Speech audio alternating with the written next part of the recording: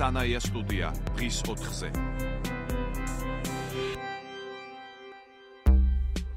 კიდევ ერთხელ მოგესალმებით თქვენ უსმენთ სანაია სტუდიას. დღეს ჩვენ ვისაუბრებთ წინასაარჩევნო ვითარებაზე ქვეყანაში, მათ შორის ყოფილი პრემიერ-მინისტრის ბიძინა ივანიშვილის გააქტიურებაზე საჯარო სივრცეში, სატელევიზიო სივრცეში. ჩვენი სტუმარია ფსიქოლოგი ზურაბ ბიგვაო. მოგესალმებით, დიდი მადლობა გადაცემაში. მოგესალმებით, მე დიდი მადლობა რომ მომიწვიეთ. ბოლო ახალი ინფორმაციით დავიწყოთ ჩვენი საუბარი. უკვე ცნობილი გახდა, რომ ხვალ ყოფილი პრემიერ-მინისტრი კიდევ ერთ სატელევიზიო ეთერს გეგმავს, შეხვდება ჟურნალისტთა ფართო წრეს. თქვენი აზრით რამდენად სწორი იყო ის ფორმები, რომელიც ჩვენ ვნახეთ, ერთი მხრივ წერილი გამოქვეყნებული, მეორე მხრივ სატელევიზიო ინტერვიუ და ახლა კიდევ უფრო გაფართოებულად ეს ფორმატი. თქვენი აზრით რის თქმას ცდილობს ყოფილი პრემიერ-მინისტრი ამ საჯარო აქტიურობით? ფორმები და რის თქმას ცდილობს, ეს ცოტა განსხვავებული, ასე ვთქვათ, მიმართებებია. მე ვფიქრობ, ეს ჩაფიქრებული ქონდა, ეს არის ჩაფიქრებული როგორც სერია რაღაცა გარკვეული გადაცემები, სადაც მას უნდა რომ ილაპარაკოს იმის შესახებ, რაც მას მიაჩნია, რომ არის რეალური და არის მიღწეული, ან უბრალოდ მისი თვალით დანახულ რეალობის გადმოცემას ცდილობს და არა მარტო მისი თვალით, როგორც ჩანს, ეს არის საკმაოდ დიდი ჯგუფი ადამიანების, რომელსაც ქართული ოცნება ქვია და ქართულ ოცნებას რეალურად წარმოადგენს, აი ამ ადამიანების და მათი მხარდამჭერების, რაც არც თუ ისე ცოტაა ქვეყანაში. უფრო მეტსაც გეტყვით, მე პირადად ბევრ კი არა, ძირითად საკითხებში ამ თეზისებს ვეთანხმები, რაც ბიძინა ივანიშვილს აქვს და უნდა გამოიტანოს და უნდა გააგებინოს. მე ვფიქრობ, რომ ის ცდილობს თქვა სიმართლე, როგორც მას მიაჩნია. მაგალითად ის ცდილობს იმის თქმას, რომ ჩვენ ვერ დავსაჯეთ თუ არ დავსაჯეთ, ესე იგი, დამნაშავეები თუ ის ადამიანები, ვინც ნაწილს საზოგადოების მიაჩნია დამნაშავეებად და ჩემი აზრითაც დამნაშავეები არიან, ბევრი მათგანი ყოველ შემთხვევაში. რაც ახლა კიდე დადასტურდა ამ კომიტეტის დასკვნით, რომელიც ეკაბესელიამ პრეზენტაცია გააკეთა, რომ არ არსებობს რაღაც ობიექტური გარემოებები, რატომაც ეს ადამიანები არ დაისაჯენ. და ის პრეტენზიები, ვთქვათ, ხელისუფლების მიმართ და ბიძინა ივანიშვილის მიმართ, როცა ის იყო და დღესაც, რადგან ბევრი თulis, რომ ის არის დღეს, ესე იგი, მართველი ქვეყნის, მის მიმართ პრეტენზიები უსაფუძვლოა. ეხლა რაში მდგომარეობს არგუმენტი? მე მაგალითის სახით მოვიყვანო. არგუმენტი იმაში მდგომარეობს, რომ ჩვენ უნდა გადავწყვიტოთ რა პრინციპით ცხოვრობთ. ჩვენ თუ ცხოვრობთ პრინციპით, რომ მოდი ყველა დავსაჯოთ და გაუშვი, ესე იგი, იქ შეიძლება მოხდეს 1-2 უდანაშაულო, ეს იქნება 37 წელი. ლესრუბეთ შეფკილიჯად. ესეთი გამოთქმა იყო და ამ გამოთქმაზე იყო, ესე იგი, მილიონობით ადამიანი უდანაშაულოთ ციხეში, დახვრეტილი და ასე შემდეგ. ეხლა უტრირებას ვაკეთებ, რა თქმა უნდა. საქართველოს ეგეთი მასშტაბი წარმოუდგენელია, მაგრამ მიშეს დროს ხო იყო ეგეთი სიტუაცია. ბევრი ხალხი დაიჭირეს, რისთვის, რატო? აქ უკვე ცოტა სხვანაირი სიტუაცია იყო, მაგრამ მაინც ნულოვანი ტოლერანტობა ყველანი ციხეში გახსოვთ ეს გამოთქმები და რეალიზაცია ამ გამოთქმების. ეხლა ჩვენ თუ არ დავასაბუთეთ ადამიანის დანაშაული, ჩვენ თუ არ დავასაბუთეთ, რომ ის შეგნებულად ჩადიოდა დანაშაულს და მე არ წარუდგინეთ მას ბრალი და ამის მხოლოდ ამის შემდეგ შეიძლება ადამიანის ეს ვთქვათ, ესე იგი ვთქვათ, რეპრესირება. მაშინ ჩვენ იგივე პრინციპებს უნდა დავემორჩილოთ, ლესრუბეთ შეფკილიწა და დავიჭიროთ ბევრი ხალხი. თქვენ გამიჯნეთ ფორმა და შინაარსი და სწორია რა თქმა უნდა, რადგან ეხლა ეს შინაარს რაც ეხება, ეს ერთი მაგალითია და ერთი მიმართულება. ეს არის მთავარი რის თქმასაც ის ცდილობს. ძალიან ბევრი რამის თქმას ცდილობს, იმიტომ რომ როგორც ჩანს, მას აქვს დეფიციტი და რეალური ობიექტურად არის დეფიციტი იმისი, რომ ამ ხელისუფლებამ ამასაც რაღაც მიზეზები აქვს. არ გააკეთა აქტიური პიარი, არ ჩაატარა გასული 4 წლის განმავლობაში.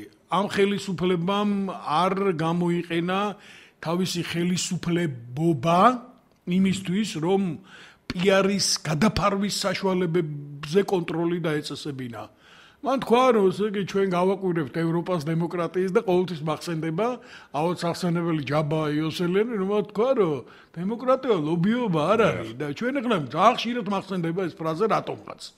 იმიტომ რომ აღმოჩნდა რომ ჩვენ ისეთი დემოკრატია გვაქვს რომელიც ესე იგი წარმოუდგენელია ევროპაში მაგალითად საფრანგეთში ან გერმანიაში მსგავსი დემოკრატიის პირობები ესე იგი ამას არავითარ შემთხვევაში არ დაუშვებდნენ მაგალითად გამოდის რომელიღაც საინფორმაციო სააგენტო და იძახის რომ ქართულმა უცნებ ჩვენი აზრით ჩიტვა ამბავი მომიტანა არსებობს რაღაცა გარკვეული არსებობს ნამდვილად ჩატარებულია გამოკვლევა და ეს ერთხელ კი არა კიდე მესამედ აკეთებს უკვე ამას და მოაქვს ქართული ოცნების საწინააღმდეგო კარგად გათვლილი მე უფრო მეტსაც გეტყვით ესე იგი აი გებელსის წიგნი არსებობს პროპაგანდის შესახებ და ამ პროპაგანდის შესახებ გებელსის წიგნიდან ამოღებული პრინციპებით დალაგებული ინფორმაცია ქართული ოცნების საწინააღმდეგო. წარმოგიდგენიათ ეხლა რომ მიშას დროს, აბეიშვილის დროს, ვანო მერაბიშვილის დროს მსგავსი რამე მოხდარიყო, გააკროვდნენ ესეთ ტიპს. ესეთ ტიპს გააკროვდნენ. არ და მას კანონი იცავს და ეს კაცი აკეთებს ესეთ ეს კაცი თუ ეს ორგანიზაცია აკეთებს ესეთ განცხადებებს კი არ აკეთებს. ინფორმაციას აწვდის ძალიან სერიოზულს და ეს ინფორმაცია ვრცელდება. ეხლა ერთ-ერთი მაგალითია.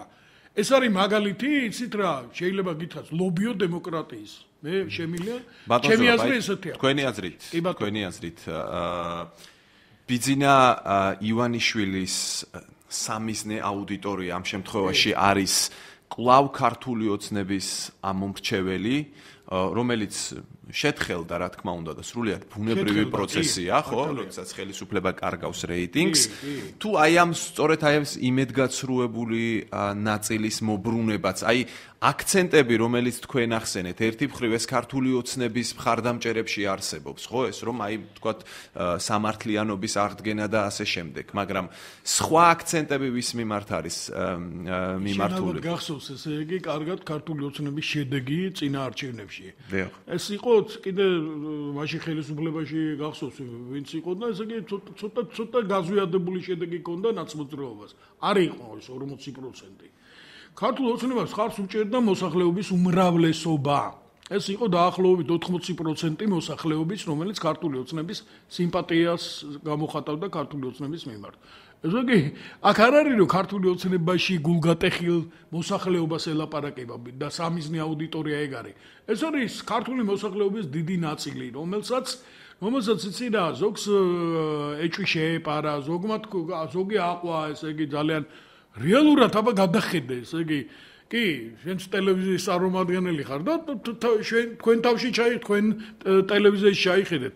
არ ხართ თქვენ ქართული ოცნების ვთქვათ მტერი, მაგრამ როგორც წესი, თქვენ ამბობთ რომ ჟურნალისტის ძირითად დანიშნულებაა რომ აკრიტიკოს თავრობა.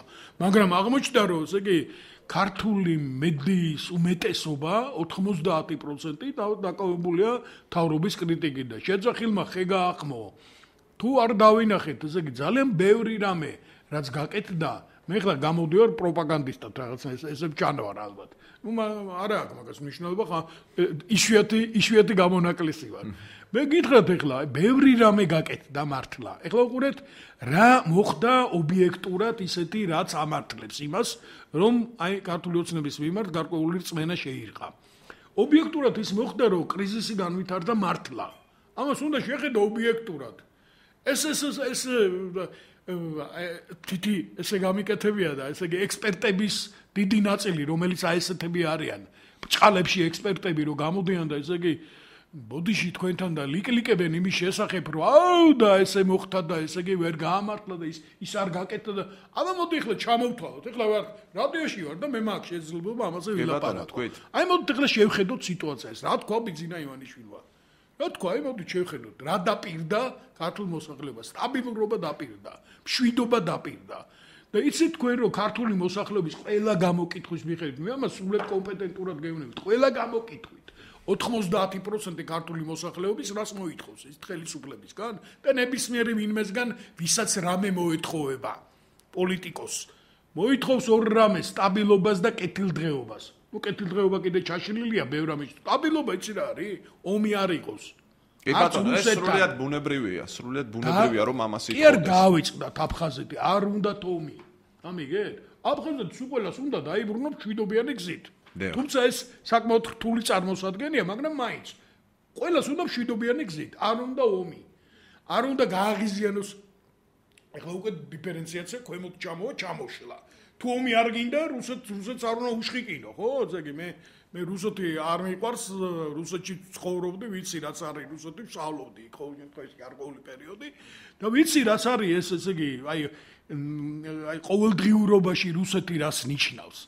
ცისკარიძეს გამოსვლა ვნახე, კინაღამ ესე იგი ტელევიზორი დავამტრი იმის გამო, ესე იგი, რომ ცისკარიძეს ესე იგი შეფასება ქართველების და რუსების და საქართველოს და რუსეთის წავიკითხე.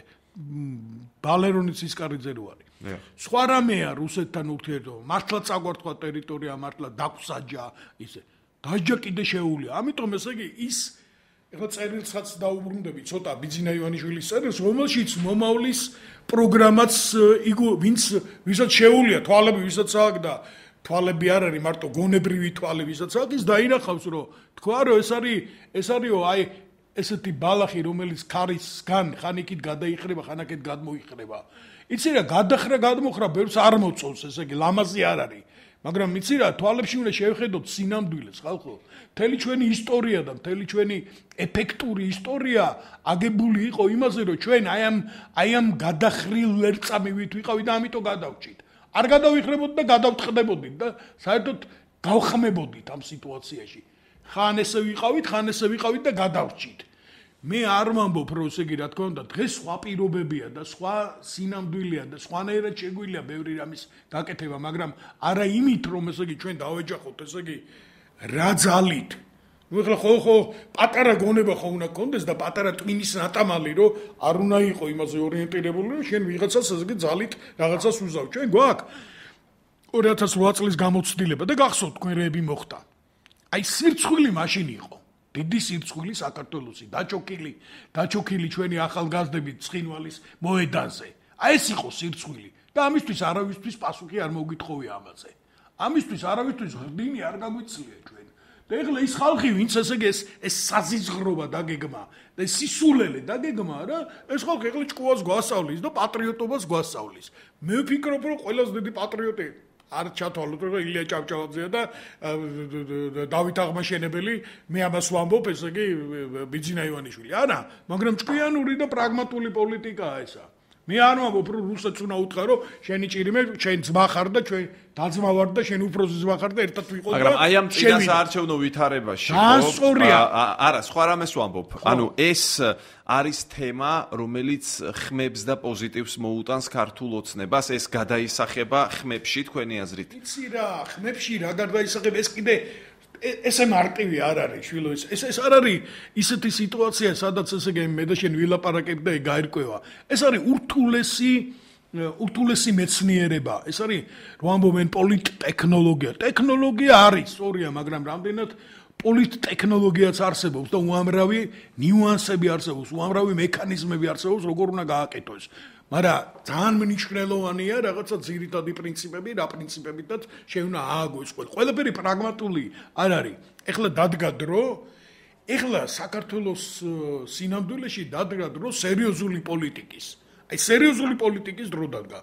დრო მოვიდა იმისის იცით რა მომწიბდა ჩვენი საზოგადოება იმისთვის როგორ ლაპარაკობენ აბა ნახეთ გლეხები რა პოლიტიკურად ესე იგი გამართული ტერმინოლოგია. ეხლა დახან ლაპარაკობ ეგეთი ტერმინოლოგიით ესე იგი მეტყველება აზროვნებასთან არის დაკავშირებული. მაშინ უნდა გადაწყვიტო შენ რა არის და ამიტომ დროა სიმართლე უთხრა ჩვენ საზოგადოებას. აი პოლიტიკური ელიტა მე ვფიქრობ, რომ ბიძინა ივანიშვილი შემკითხე, რომ ესე იგი ბიძინა ივანიშვილს რა უნდა და ვის მიმართავს და რატომ მიმართა. მე ვფიქრობ, ბიძინა ივანიშვილს უნდა უთხრას ამ ჩვენ მოსახლეობას სიმართლე. არ ვიცი, გაამართლებს ეს თუ არ გაამართლებს. როგორც წესი, ძალიან ალბათობა ამისი ძალიან დიდი არ არის, რომ ყველაფერს გაიგებს. მაგრამ ის ფიქრობს, რომ ესე იგი გონიერია ხალხი და ისე მართლა გონიერია ხალხი, ხანდახან ძალიან ზუსტ შეფასებებს აკეთებს. სოციალურ ნაწილში, სადაც ბევრი დაპირება იყო. კი ბატონო, დავაი, მოვუბრუნდეთ სოციალურ ნაწილს.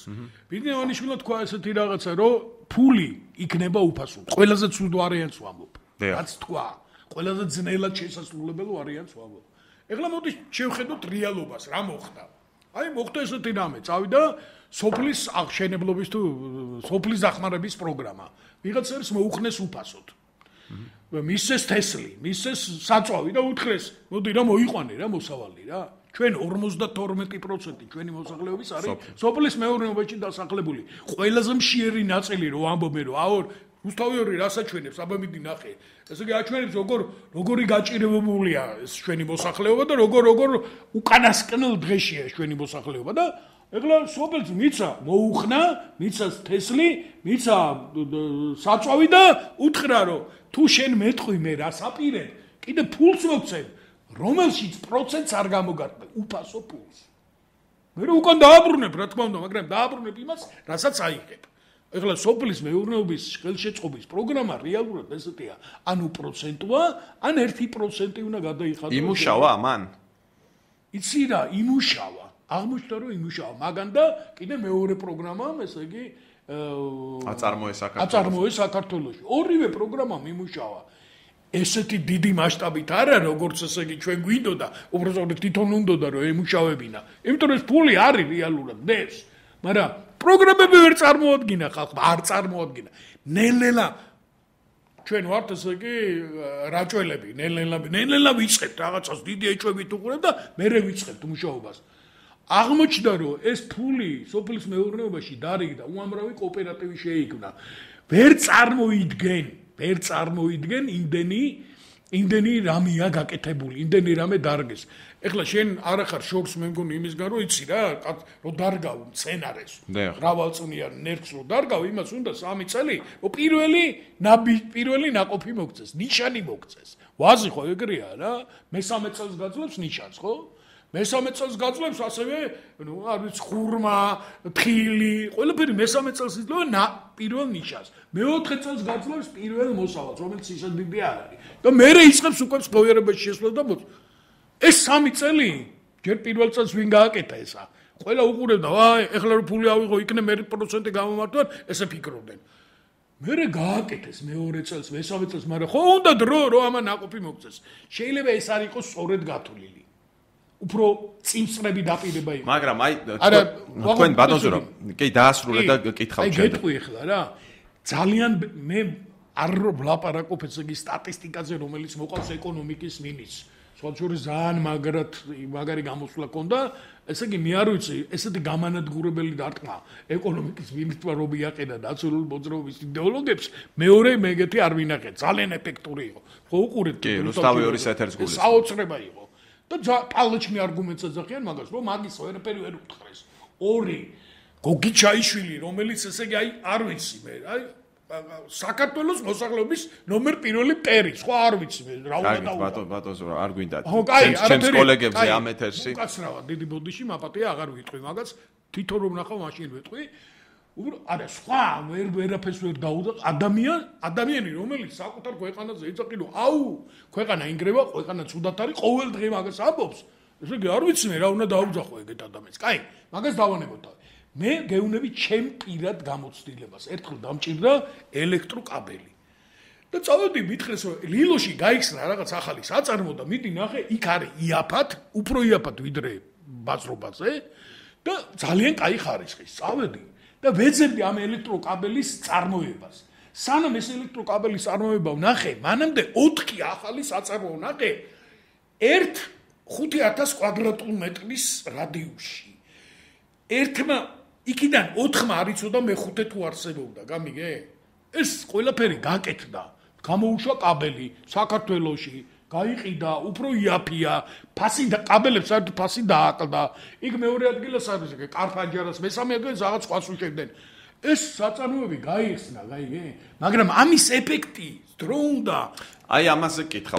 თქვენ ახსენეთ, რომ პიარი არ იყო ისეთი, როგორიც უნდა ყოფილიყო ეს. ერთი ამ საკითხს მოვამთავროთ რა. ეს არის ფული, უფასო ფული, რომელიც ვიძინამ თქვა და შეასრულა რეალურად. მე არ ვარ მილიონი სამუშაო ადგილი მოქალაქეთა კავშირის დროს. თუმცა იქაც არის რაღაცა გარკვეული რეალობასთან იქაც იყო ახლოს ეს ყველაფერი. მე ახლა გითხრა, ეს არის რეალურად შესრულებული. არაფერს არ მომბობ იმაზე, რაც მაგან გააკეთა, არ ვიცი მე ეს ისეთი ჰუმანისტური მიდგომა და პოლიტიკა ცოტა განსხვავებულია ერთმანეთისგან, მაგრამ ადამიანები გადარჩენ. არ ლაპარაკობ მხოლოდ მოხუცებზე, ლაპარაკობ ადამიანებზე. ჯანდაცვას გულისხმობთ. ჯანდაცვაზე კი არა, სიცოცხლის გადარჩენაზეა ლაპარაკი. ადამიანები ვერ ახალგაზრდა ხალხი შეიძლება მომკვდარი იყო, დაღუპული იყო, ახალგაზრდები, რომლებმაც გაიკეთეს ოპერაცია, იმკურნალეს. არ ვამბობ იმაზე ამ ელიმის ცეგებატიძე არ ვამბობ, თუმცა ეს საოცარია და უნიკალური რამეა. უამრავ ხალხმა გაიკეთა ოპერაცია და არ გაყიდა სახლი, არ დაანგრია ოჯახი და გადარჩა ეს ხალხი. ჩვენ გადავარჩინეთ სიცოცხლე. მარტო ამის გამო ეს კაცი არ ვიცი მე ხლა, ამ კაცს უნდა ძალიან პატივებს ეცი. და ახლა შეკითხვას დაგისვამ. თქვენ ახსენეთ რომ სათანადოდ შეიძლება არ იყო თავიდანვე პიარიო. მეორე რაც თქვით რომ შეიძლება რაღაც არასწორად იყო დაგეგმილი, თუნდაც აი ამ უფასო ფულთან დაკავშირებით და ასე შემდეგ, ხო? და შემდეგ წლებში იძლევა ხო, ცოტა გადავაკეთე რაღაცები. კი ბატონო, აი როგორც ფსიქოლოგს ისე გეკითხებით. ახლა ამ მომრჩეველი თუ რამე ვერ გაკეთდა, ამას ხომ თავის თავს არ დააბრალებს, ის ხომ ვიღაცა სხვას დააბრალებს, ხო? როგორც ის გარეთ ეძებს დამნეჭვას. ხო, აი ასეთ ვითარებაში თუ კი აი ამ ყველაფერს შევაჯამებთ, რამდენად დაიჯერებს იმას, რასაც ეუბნება ბიძინა ივანიშვილი, ამ მომრჩეველი. რა შანსები აქვს, ასე ვთქვათ, ამ მომრჩეველთან ურთიერთობის დროს მას? კარგად ძალიან მინდა რომ სწორედ გიპასუხო, აი რასაც ფიქრობ ის გიპასუხო რა. ერთი რაღაცა რა, რომ პიარი არ ქონდათ. პიარი არ ქონდათ იმიტომ კი არა რომ არ შეეძლოთ, ან არ უნდათ. არ ქონდათ იმიტომ რომ ესე იგი მე ძალიან კარგად მახსოვს იმ დროს იქ ვიყავი და ესე იგი მახსოვს მისი ასე ვთქვათ ინსტრუქციები კი არა, ესეთი მისი ბრძანებები, იმიტომ რომ ბრძანებას იძლეოდა ეგ იყო ყველაზე მთავარი. მახსოვს რომ ესე იგი არანაირი ზემოქმედება, არანაირი ცდელობა რომ გაიკონტროლებინათ რომელიმე ტელევიზია და რეალურად ტელევიზია არ ქონდა ბიძინა ივანიშვილს მთელი ამ წლების განმავლობაში. არ ქონდა რა, GTS ახალი დაწყებული ქონდა, შენ კი ის ტელევიზიაში როგორ კეთდება რეიტინგი, ხო? არ ქონდა ზემოქმედება, აბა მე ზუსტად ვიცი, იმიტომ რომ შიგნიდან ვიცი ეგ ამბები, ვერ დაურეკავდი ვერცად ტელევიზიის გამომშვებს, რედაქტორს, დირექტორს და ვერ ეთქოდი, იცი რა, ჩემი სიუჟეტი ჩასვი აქ და აქ, როგორც ამას აკეთებდა უგულავა როგორც აკეთებდა, ანუ გვარცელება შეიძლება თუ არა, მაგრამ უგულავა ქალაქის მერი წყვეტდა რომელ სიუჟეტი რომელ ადგილას უნდა გასულიყო. ეგრე არის. რატო აირჩია ივანიშვილმა ეს სტრატეგია მაშინ? რატომ არ ჭირდება ტელევიზია? რაც თქვა, მე თვითონ მიკვიც რატო აირჩია და მე არ ვთვლი რომ ეგ სწორი იყო ეგ ამბავი. არ შეიძლებოდა ჩვენ ქვეყანაში მასე გაშვება ყველაფრის. და მან თქვა რომ ესე იგი ჩვენ უნდა მედია გავანთავისუფლოთ ზემოქმედებისგან. არ შეიძლება მედიაზე. აი გასაკვირია, მაგრამ ეგრე გააკეთა. რეალურად გააკეთა ესე და აღმოჩნდა რომ ტელევიზია მართლა არ არის მაგისი. არც ერთი, ნუ GDS ეხლა მაგის შვილის არის თუ თვითონ თავისია და GDS ეხლა რაც არის, კი ვხედავთ. ეხლა ამ ბოლო ხანებში დაიწყეს რაღაც საარჩევნო რაღაცებზე ლაპარაკი, თორე ტოქ-შოუ არ ქონდათ ერთი 20 და ეგ არის და ეგა. როცა ამ ხელა ესე იგი სახელმწიფო რესურსით შეიძლება ესე იგი ნებისმიერ ტელევიზიაზე ესე იგი გასულიყო. თქვენ ტელევიზიის ჟურნალისტებმა ხო იცით როგორ ხდებოდა ეგეთი რამეები, რანაირად ხდებოდა, რა მექანიზმები არსებობდა. თქვენ ყველაზე კარგად უნდა იცოდეთ ეგ ამბავი. არც ერთი ერთი გაზეთი, აი გაზეთი თითქოს ხო არაფერია 5000 წელი იბეჭდება ყველა დიდ ტირაჟში, ხო? საქართველოში, მაგრამ გაზეთი როგორი რამეა, იცი? გაზეთი გავრცელების საშუალება აქვს, იმიტომ რომ ირადირებს პოლიტიკურ აქტიური ჯგუფი კითხულობს გაზეთს. კი, მას გავლენა აქვს, გაზეთს აქვს გავლენა ძალიან დიდი. ამიტომ ეხლა პასუხს ბოლო კითხვაზე. ბიძინა ივანიშვილს აქვს იმის არ მინდა ვთქვა ილუზია, იმის დარწმუნება, რომ ის თუ ეტყვის ყველაფერს. ის მუშაობს ეხლა მე მგონი პრინციპით, მე ვიტყვის სიმართლეს. შენ არ გახსოვს, ფილმი იყო ეგეთი, მე ვიტყვის სიმართლეს, ქართული ფილმი იყო და ეგრეა, მე ვიტყვის სიმართლეს, აი ამ პრინციპით მუშაობს. და ძალიან ერთ-ერთი ძალიან მნიშვნელოვანი დადებითი მხარე რაც ბიძინას გამოსვლას აქვს, შეიძლება მეტყველება დაუწუნო, ვორდინგი დაუწუნო, იქ სემანტიკა დაურწმუნო, როგორ ამბობს სიტყვებს, ხო იცი ახლა რაღაცა, რასაც მე კომედი შოუ აშაღირებს. მე გეუბნები ეს კაცი არის ძალიან ავალი, ძალიან გულწრფელი და ძალიან დამაჯერებელი იმ თვალსაზრისით, რასაც ამბობს თვითონ დარწმუნებულია. აი მან გადაწყვიტა ხომ ეს საჯარო აქტიურობა სატელევიზიო ახლა ბოლო ინტერვიუს უყურეთ საზოგადოებრივ მოუწყებელზე სავარაუდოდ. ეს მისთვის მომგებიანი ინტერვიუ იყო. აი თქვენ თქვით რომ მან გადაწყვიტა თქვას სიმართლე. ამ ინტერვიუში ბიძინა ივანიშვილმა ბოლო ინტერვიუ ხო ინტერვიუ არ იყო. ეს იყო, ნუ არ ვიცი მე რა იყო. ამ ფენომენს კიდე ცალკე უნდა განჯა ეს გოგო რომელიც ასათიანი, რომელიც იყო ესე იგი ამ ჟურნალისტის როლს რომელიც თამაშობდა, რეალურად ესე იგი მან წარადგინა ნაციონალური მოძრაობის წინასაარჩევნო მესიჯები და წინასაარჩევნო მესიჯები ნაციონალური მოძრაობის გადააქცია კითხვებად. და ეს კითხვები დაუსვა ბიძინა ივანიშვილს. და ბიძინა ივანიშვილის სიტუაცია იყო რთული, ის ცდილობდა, რომ ამ ფორმატშიც გაყოლოდა, მაგრამ საშუალებაც არ მიცა, რომ ესე იგი როგორც რესპონდენტს ეპასუხა ამ კითხვებისთვის. ესე იგი საოცრება იყო ეგა რა. ეხლა რატომ რისთვის როგორ ეს სხვა საკითხია რა თქმა უნდა, მაგრამ ბიძინა ივანიშვილი მზად იყო თავის წერილის განმარტება გაეკეთებინა და მე ვფიქრობ ეხლა მე არც ვიცოდი ხვალ თულმე ესე იგი ხდება 12 საათზე იწყება ეს შეხვედრა. ჟურნალისტთა დიდ ესე იგი რაოდენობას მე ვფიქრობ ამას შეეცდება რომ ესე იგი წელში რაც წერია ის ცოტა უფრო განმარტოს.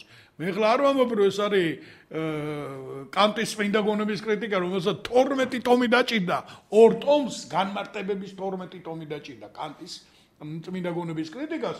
მე არ ვფიქრობ რომ ბიძინა ივანიშვილის წერილი ეგეთია. მე ვფიქრობ ორი შეხვედრა ჟურნალისტებთან საკმარისი იქნება იმისთვის რომ გასაგები გახდეს რა იქნება. გასაგები, აი ჩვენ მედიას შევეხეთ, ხო მე ხა საქმის დეტალებში არ შევალა ამ სამართლებრივ დეტალებში, რუსთავი 2-ის საქმეზე მინდა გკითხოთ, მაგრამ მაინტერესებს ზოგადად პოლიტიკური თვალსაზრისით, აი წინასაარჩევნო ვითარებაში ვართ და გვაქვს სასამართლოში რუსთავი 2-ის საქმე. პოლიტიკური თვალსაზრისით რა როლს ასრულებს ეს საქმე? სამართლებრივად არ ვსაუბრობ, იმიტომ რომ იქ ბევრი დეტალია სამართლებრივი. მოდი ახლა აი მოდი შევხედოთ ამ სიტუაციასაც ესეა, რეალურად შევხედოთ. რა არის რუსთავი 2? რუსთავი 2 არის პარტიული ტელევიზია. ამას ახლა 100 კაცს რო შეეკითხო, მე ობიექტურ ადამიანს 100 კაცს რო შეეკითხო, არა ოცნების და არა ნაციონალების მომხრეს. 100 კაცს რო შეეკითხო, 100 კაცი გეტყვის. რუსთავი 2 არის ნაციონალური მოძრაობის ტელევიზია. მე ვამბობ საინფორმაციო პოლიტიკა რუსთავი 2-ის. კი ბატონო, თქვათ ავიღოთ ეს მოცემულობა. ეხლა ეს მოცემულობა არის. ეხლა ხელისუფლება ებრძვის, არ ებრძვის. წესით უნდა ებრძოდეს ხელისუფლება, წესით. უნდა ებრძოდეს, შეიძლება ებრძვის ყოველ შემთხვევაში ის სამართლებრივი პროცესი რაც მიდის, მე კარგად ვიცი, ესე იგი რუსთავი 2-ის ისტორია დაწყებული, აი კიცმარიშვილი და კი არა ისაკაძიდან და უფრო ადრე 95 წლიდან მოყოლებული. უფრო ადრე ეს ყველაფერი დაიწყო ესე იგი ისაკაძემ და ფიქრია ჩიხრაძე. ეს მათი ტელევიზია იყო, მათი იდეა იყო და მათი რეალიზაცია. მე ეს გაგრძელდა რუსთავში ამას აფინანსებდა ლევან მამალაძე, ტყეშელაშვილი, სხვადასხვა ფორმებით აფინანსებდნენ, აფინანსებელი განსაზღვრავს ყველაფერს როგორც წესი. მე ეს ყველაფერი წავიდა, წამოვიდა, ერთი შეიცვალა, მეორე შეიცვალა ბოლო პერიოდში განსაკუთრებით ეს მიწერ დროს, ხო? 15 ისა ფლობელი შეიცვალა. ეს იყო ლიპა ფლობელი, ეს იყო რეალური ფლობელი, ეს იყო გარიგება, ეს იყო 1000 ვალი ქონდა ჩამოაწერეს. იქ ბევრი კრიმინალური სამართლებრივია, ბევრი კრიმინალური ქმედება ხდებოდა. არის ეს გასარკვევი თუ არ არის? კი ბატონო, ეს სასამართლომ უნდა გაარკვევს. მე მაინტერესებს პოლიტიკური თვალსაზრისით. მე მაგალითად ეხლა ეს ვის აზარალებს და ვინ იღებს აქედან სარგებლობას? ყველანე ბიძინა ივანიშვილის ბოლო გამოსვლა არის მომგებიანი ბიძინა ივანიშვილის ესეთ კითხვაც ხო დასვა? იცი რა? თან არის მომგებიანი, თან არ არის. როგორც წესი, ესეთ მოვლენას ორგვარი შეფასება აქვს. მედაც ორი მხარე აქვს, გაიგე? თან მომგებიანია რაღაც გარკვეული ნაწილისთვის. ჩემთვის მაგალითად ესე იგი აშკარა ნათელი გახდა რომ ეს ქალი არის ესე იგი ნაციონალური მოძრაობის წარმომადგენელი, შეიძლება თვითონაც არ იცის ისე და მეორე რამე ცხადი გახდა შემეცოდა ბიძინა ივანიშვილი ამ სიტუაციას. მაგრამ რატომ ბიძინა ივანიშვილს მოუწევს ასეთ ფორმატშიც ურთიერთობა ჟურნალ კრიტიკულ შეკითხვებზე პასუხის გაცემა? როგორც გინდა და ყველა კითხვაზე პასუხი უნდა გასცეს, მაგრამ უნდა აწყალო რომ გითხრას, ხო? თუ არ აცლი რომ გითხრას, ეს არის მეთოდი, ეს არის ტექნოლოგია, წარმოაჩინო შენი რესპონდენტი იდიოტად. გაიგე? აი ამას ცდილობდა ეს კორესპონდენტი. ამას ცდილობდა აშკარად. და მე დანარჩენი ნაციონალური მოძრაობის მომხრეების და ტაში უკრეს მთელი Facebook-ი მაგით იყო გასა. ცოტა დრო დაგჭა და მინდა მოვასწრო თქვენ რით ახსნით იმას, რომ ამხელა დრო დაუთმო ბიძინა ივანიშვილმა თავის წერილში ამხელა ადგილი ნაციონალურ მოძრაობას. იქ არ იყო არც ერთი სხვა პარტია. იმიტომ რომ არც ერთი სხვა პარტიას არ აქვს იმხელა. ყოველ შემთხვევაში ქართული ოცნების შემდეგ ქართული ოცნების მერე ნაციონალური მოძრაობა არის რეალურად მოცემულობაა ესა. არის ის ძალა, რომელსაც აქვს მნიშვნელოვანი მხარდაჭერა. ეს არის 12% ზოგერთი მონაცემით უფრო ნაკლები და ზოგერთი მონაცემით ცოტა უფრო მეტი. ანუ რეალური მოწინააღმდეგე ქართული ოცნების თქვენ მიგაჩნიათ არის რეალური მოწინააღმდეგე არ არის, მაგრამ რეალური კონკურენტი. და ის განცხადებები, რომ ნაციონალური მოძრაობა ქრება რადარებიდან და შემდეგ შეცდომა იყო თქვენი აზრით? არა, ნაციონალური მოძრაობა ქრება რადარები ნაციონალურ მოძრაობას არ ემატება რეიტინგი. მაგრამ ქართული ოცნება დადგა იმ საშიშროების წინააღმდეგ, რომ ქართული ოცნების რეიტინგი ჩამოვიდა. და ბიძინა ივანიშვილი რას ამბობს? ადარებს ვის უნდა შეადაროს ნაციონალურ მოძრაობას და ამბობს, რომ აი ამით ჯობი ვარ ამას.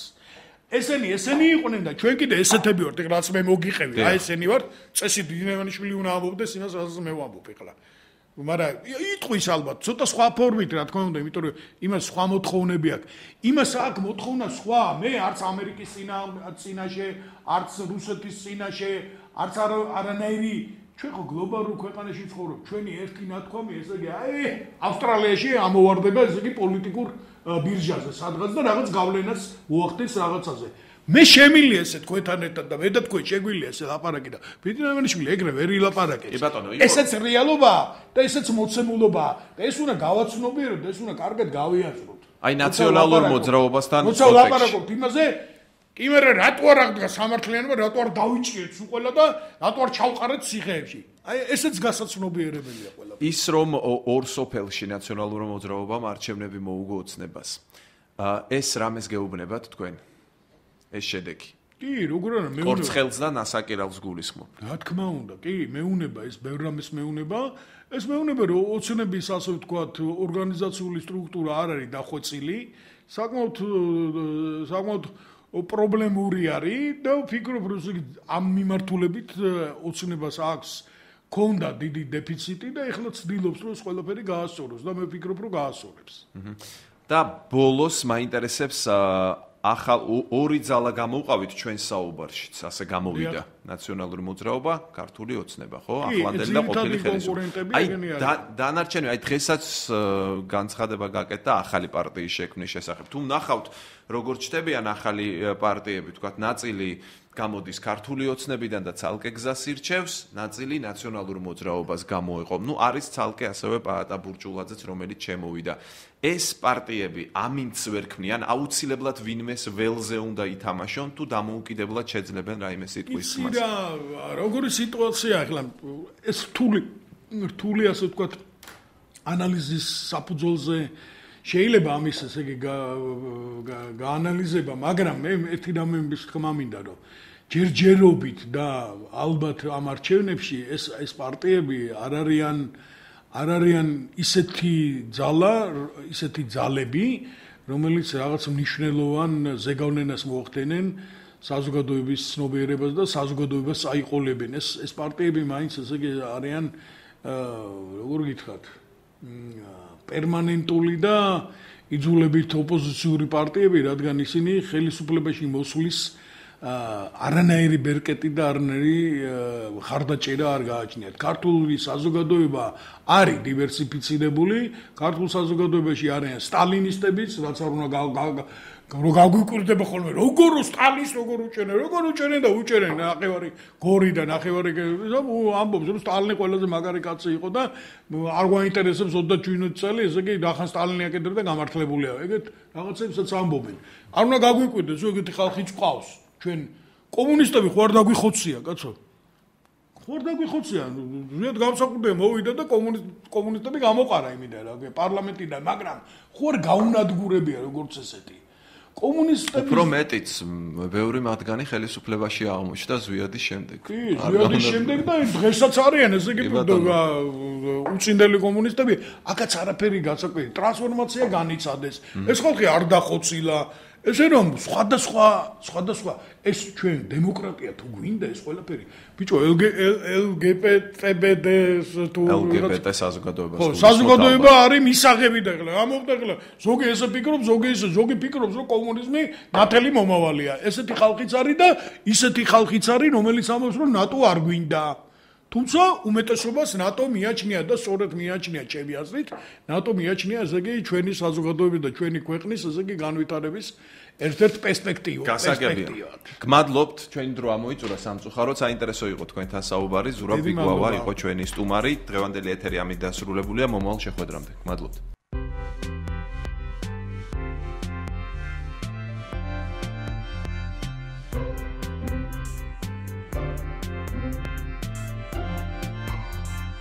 სანაია სტუდია დღის 4-ზე